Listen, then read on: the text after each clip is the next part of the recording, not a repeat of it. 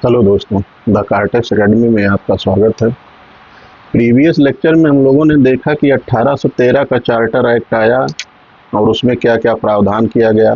प्रावधान में क्या क्या किया गया कि कंपनी का एकाधिकार समाप्त किया गया, चीन और चाय को छोड़कर ईसाई मशीनरियों की एंट्री हुई, एजुकेशन पर 1 लाख रुपए खर्चा किया गया। आज हम लोग देखेंगे चार्टर एक्ट 1833, इसे सेंट हेलेना एक्ट भी कहा जाता है। उसके साथ ये भी देखेंगे कि 1833 में भारत की स्थिति क्या बदली है, क्या रही है, आधार क्या रहा लाने का, फिर उसके प्रावधान क्या हैं और उसका महत्व क्या है। आइए देखते हैं। पहले तो ये समझने का प्रयास करते हैं कि इसे सेंट हेलेना एक्ट क्यों कहा जाता है। सेंट हेलेना एक द्वीप था। कहाँ? दक्षिणी अटलांटिक में। दक्षिणी अटलांटिक में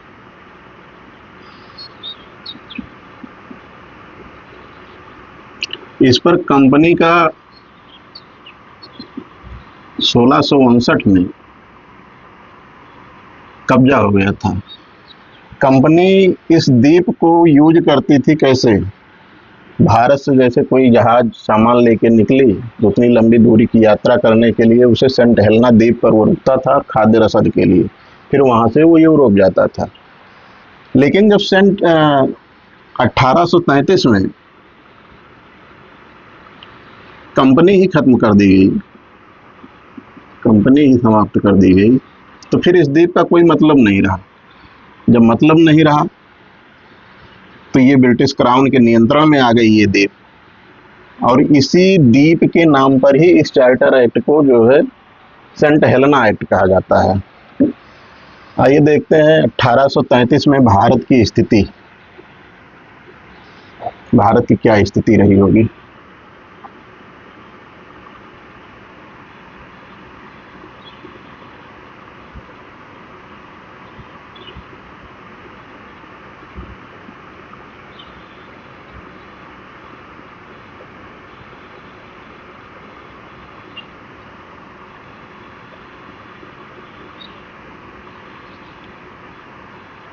एकीय क्षेत्र, एकीय क्षेत्र और एकीय क्षेत्र, जिसको हमें समझना है। पहला, ये गढ़वाल, कुमायूं, नैनीताल, मसूरी का एरिया है। 1814 से 1816 आंग्ल नेपाल युद्ध, आंग्ल नेपाल युद्ध 1814 से 1816 युद्ध होता है। कब? ब्रिटिश विजयी होते हैं, ब्रिटिश विजयी होते हैं, नेपाल हार जाता है। अब जब ब्रिटिश विजयी हुई तो इनका कब्जा हो गया इन चारों क्षेत्रों पे, गढ़वाल, कुमायूं, नैनीताल, मसूरी पे ब्रिटिश का कब्जा हो गया। मतलब इतना क्षेत्र में ब्रिटिश सरकार अपने आप को विस्तारित कर ली। यहाँ जो दूसरा वाला भाग है, यहाँ किसका शासन है? मराठों का।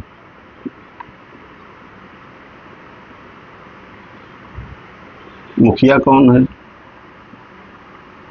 पेशवा। यहाँ भी जो थर्ड एंग्लो वार होता है, थर्ड एंग्लो मराठा वार, थर्ड एंग्लो मराठा वार 1816 से 1818। यहाँ भी ब्रिटिशर्स विजयी होते हैं, मराठा हार जाते हैं। तो ब्रिटिशर्स करेंगे क्या कि पेशवा का पद ही समाप्त कर देंगे। 1818 में, 1818 में पेशवा का पद समाप्त। यहाँ भी पूरे मराठा साम्राज्य पे ब्रिटिशर्स का नियंत्रण हो गया, यहाँ भी साम्राज्य विस्तार हुआ। यहाँ 1824 से 1826 आंग्ल बर्मा युद्ध, आंग्ल बर्मा युद्ध ब्रिटिश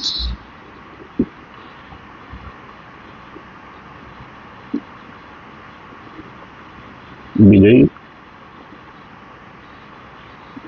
बर्मा पराजय। अब यहाँ ब्रिटिशर्स ये एरिया जो है, ये एरिया है असम, मणिपुर, अराकान, इस पर ब्रिटिशर्स का कब्जा हो जाता है। यहाँ भी इनका क्षेत्रीय विस्तार हुआ। अब आप देखिए कि पूरा ब्रिटिशर्स यहाँ कर्नाटक पे, महाराष्ट्र पे, यहाँ पूरे उत्तर में हिमाचल उत्तराखंड का एरिया, नॉर्थ ईस्ट में असम, मणिपुर, अराकान, मतलब पूरे भारत पे ब्रिटिश कंपनी का पूरा आधिपत्य है। इतने बड़े साम्राज्य को चलाने के लिए तो आप देखेंगे कि एक प्रशासनिक इकाई चाहिए। उसी को ध्यान में रखते हुए ब्रिटिश संसद ने जो प्रावधान किया 1833 के चार्टर एक्ट में, उसको अभी देखते हैं।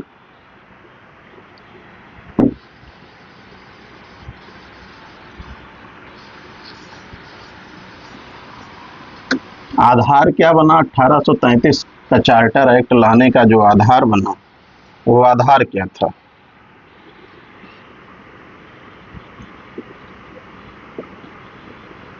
बेस। पहली चीज तो ये थी कि बिग पार्टी की सरकार थी, बिग पार्टी की सरकार थी।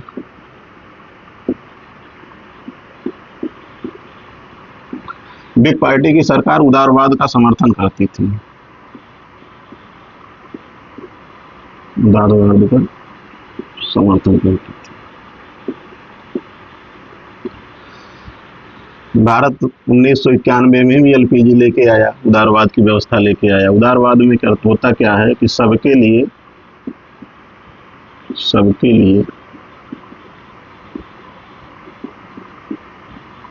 जगह से व्यापार करने का अधिकार, व्यापार करने का अधिकार। अब सब जगह से व्यापार करने का अधिकार, तो क्या सब जगह से ब्रिटिश व्यापारी व्यापार कर रहे थे? नहीं, सिर्फ वो भारत के साथ कर रहे थे। कंपनी का नियंत्रण चीन पे था, एकाधिकार था। कंपनी चीन पे एकाधिकार में थी, चीन में एकाधिकार था। तो सब जगह व्यापार नहीं कर सकते थे। चाय का व्यापार नहीं कर सकते थे क्योंकि कंपनी का नियंत्रण था, इसलिए चाय का व्यापार नहीं कर सकते थे। तो ब्रिटिशर्स व्यापारी इस चीज़ की लगातार मांग कर रहे थे ब्रिटिश संसद से कि चीन के साथ भी व्यापार करने का अधिकार दिया जाए और चाय पे भी व्यापार करने का अधिकार दिया जाए। अब वहाँ बिग पार्टी की सरकार है, उदारवाद का समर्थन करती है, उनकी मांगों को माना गया।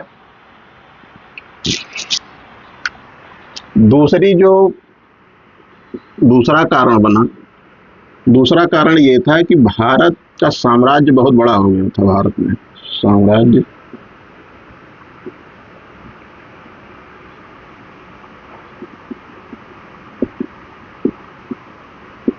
साम्राज्य विस्तार हुआ था। अब आप देखेंगे कि यहाँ 3 प्रेसिडेंसियां काम कर रही हैं। एक यहाँ है, एक यहाँ है, एक यहाँ है, बॉम्बे, मद्रास, बंगाल। आप सोच के देखिए कि मान लीजिए सभी व्यापारियों को व्यापार करने का अधिकार दिया गया, वो लोग आते हैं व्यापार करते हैं, लेकिन यहाँ तीनों प्रेसिडेंसियां अपना अलग अलग नियम बनाती हैं।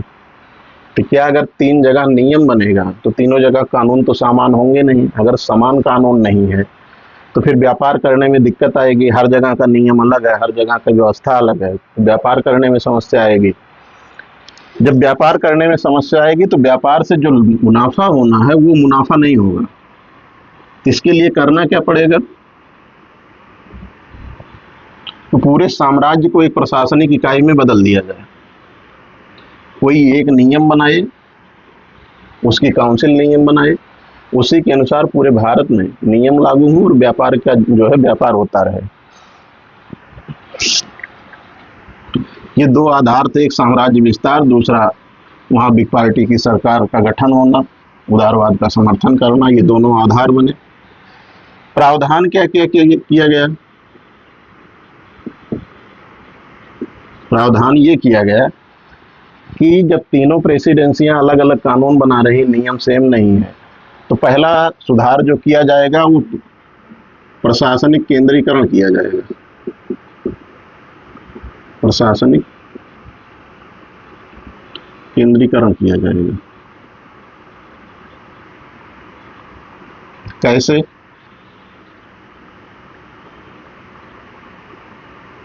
तीनों प्रेसिडेंसी हैं। यहाँ बंगाल का गवर्नर बैठा है जो बड़ा है, बंगाल का गवर्नर है जो सबसे बड़ा है। यहाँ एक गवर्नर, यहाँ एक गवर्नर। तो प्रशासनिक केंद्रीकरण तो है नहीं, एक यहाँ बैठा है, एक यहाँ बैठा है, साम्राज्य बड़ा है। तीसरी को क्या करेंगे? अब बंगाल का गवर्नर भारत का गवर्नर जनरल हो जाएगा।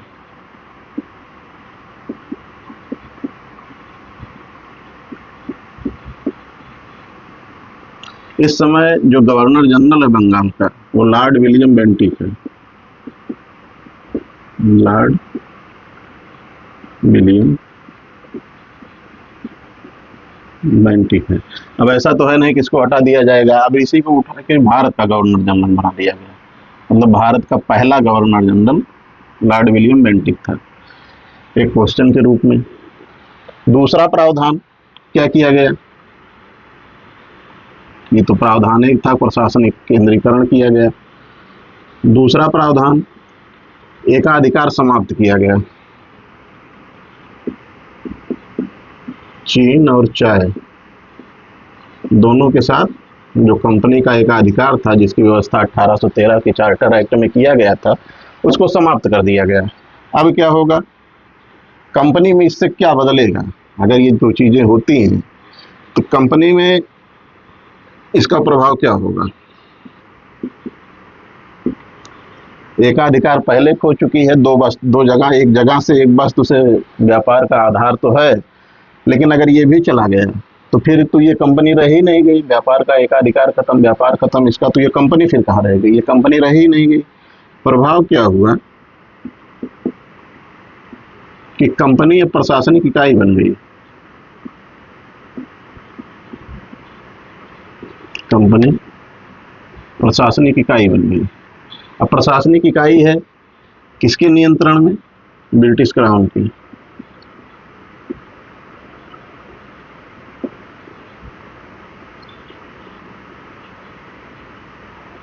अब ये ब्रिटिश क्राउन की प्रतिनिधि बन गई।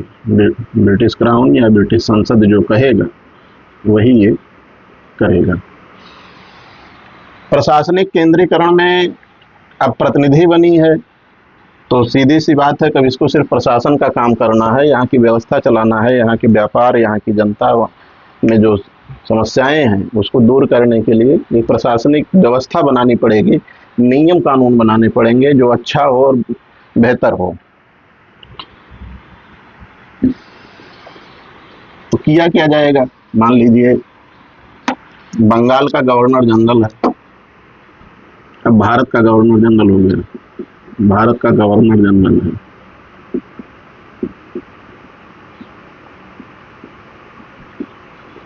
इसके साथ एक परिषद है इसकी,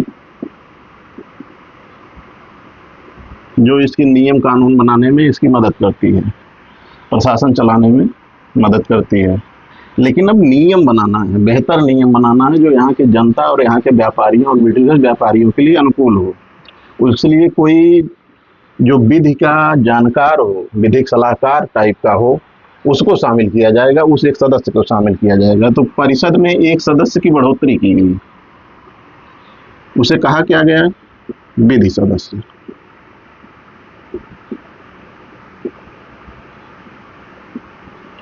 पहला विधि सदस्य कौन बना? पहला विधि सदस्य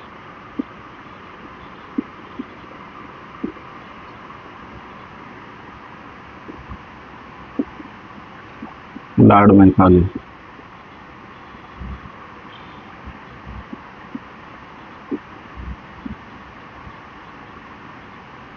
ये भारत का पहला विधि सदस्य था।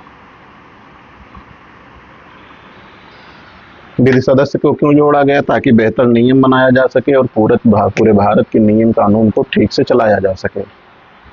तीसरा जो प्रावधान किया गया, तीसरे प्रावधान को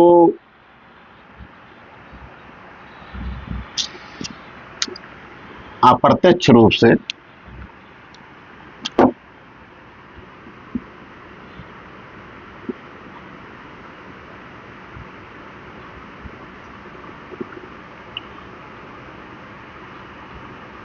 ब्रिटिश क्राउन के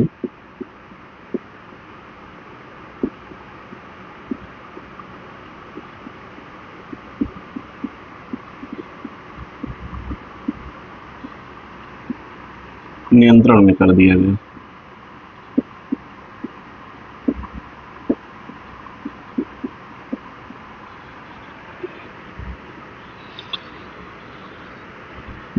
ब्रिटिश क्राउन के नियंत्रण में कर दिया गया कि जो बाद में 1858 का अधिनियम जब आएगा तो देखेंगे आप कि पूरा का पूरा सत्ता जो हस्तांतरण होता है वो ब्रिटिश क्राउन में हो जाता है, जिसकी शुरुआत यहीं से शुरू हुई रहती है।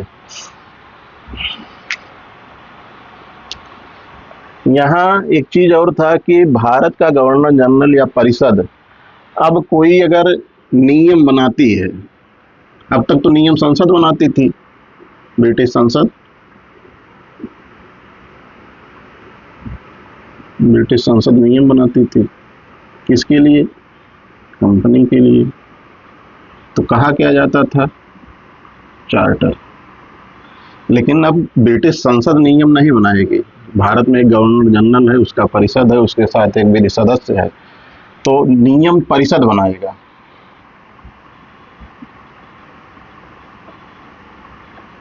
किसके लिए बनाएगा? यहाँ के लोगों के लिए, यहाँ के लोगों के लिए।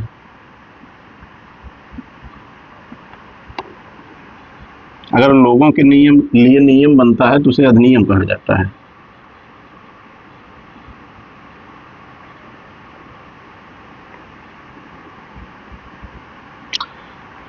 गवर्नर जनरल की परिषद अब कोई नियम बनाएगी तो ये उसे अधिनियम कहा जाएगा। ये भी एक प्रावधान किया गया था। अब यहाँ चार्टर की व्यवस्था खत्म हो गई है, क्योंकि कंपनी खत्म तो चार्टर की व्यवस्था खत्म। अब इस चार्टर में एक चीज जो सबसे बड़ा प्रावधान किया गया और भारत में जो सबसे बड़ी समस्या थी, सबसे बड़ी समस्या बहुतों थी, लेकिन उसमें से एक जो समस्या थी वो ये थी दास प्रथा। तो दास प्रथा का अंत कैसे किया गया? इसी चार्टर में एक व्यवस्था धारा जोड़ी गई थी, धारा 87। इसमें ये प्रावधान किया गया था कि दास प्रथा का अंत हो।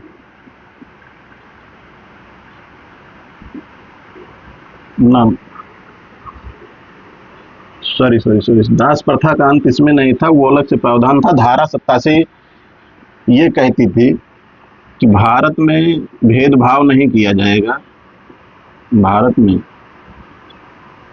भेदभाव नहीं किया जाएगा।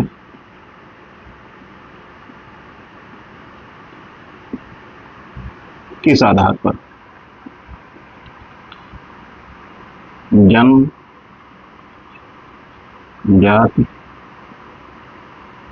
मूल वंश, स्थान,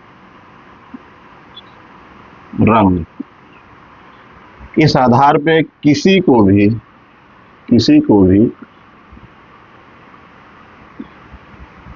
पद से वंचित नहीं किया जाएगा।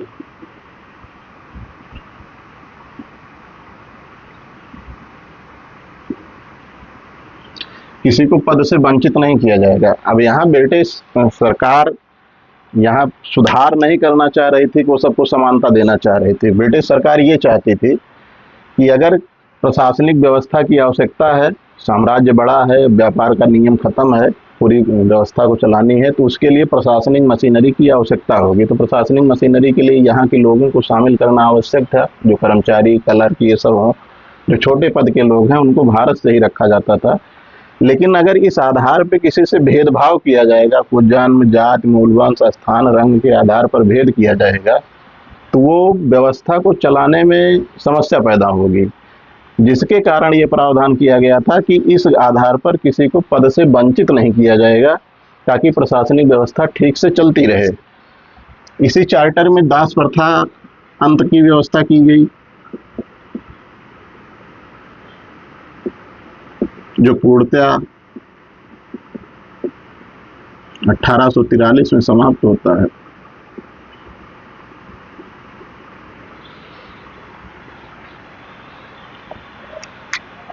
चार्टर एक्ट 1833 में ये प्रावधान और किया गया, वो था कि सिविल सेवक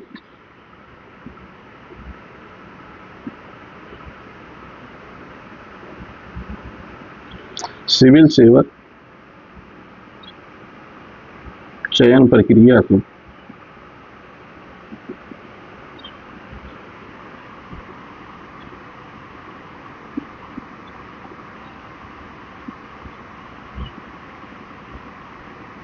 खुली प्रतियोगिता का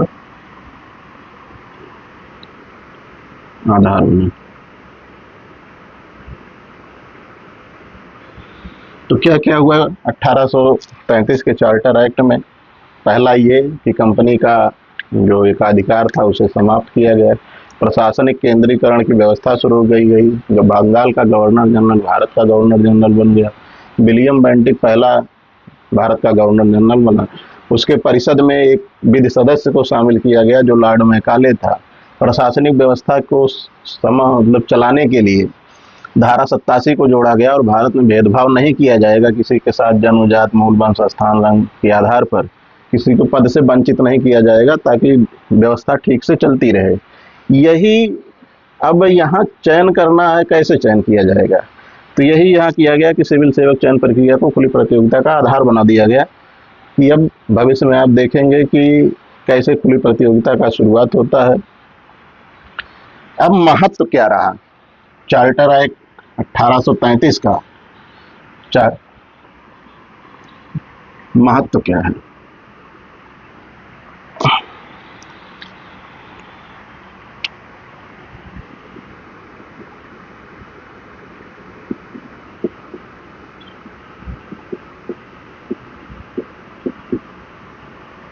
इम्पोर्टेंस। पहला, भविष्य में एकीकृत भारत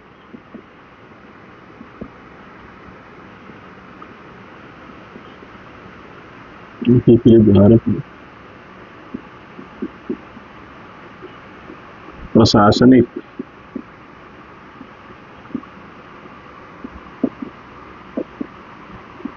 केंद्रीकरण का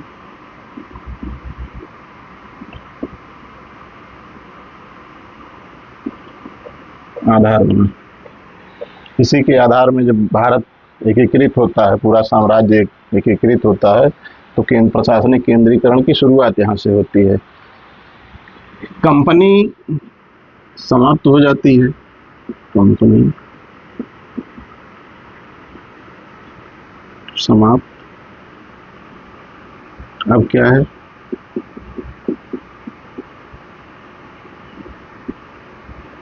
प्रतिनिधि किसकी? ब्रिटिश क्राउन की।